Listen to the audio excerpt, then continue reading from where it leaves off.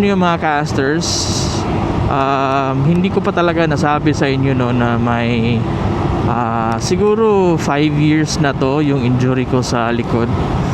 Isa to sa dahilan kung bakit hindi na ako masyadong active talaga, unlike nung dati, no.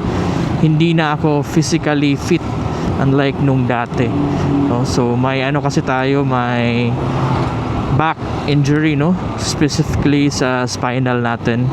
To be specific and exact, nasa lumbar 4, lumbar 5 yung ano natin, yung injury natin sa spine. Alright, so yun yung dahilan kung bakit bawal ako na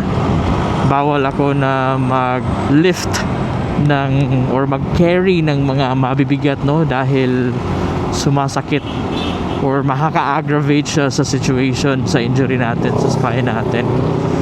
So yun yung reason kung bakit limited lang yung mga magagawa ko, no.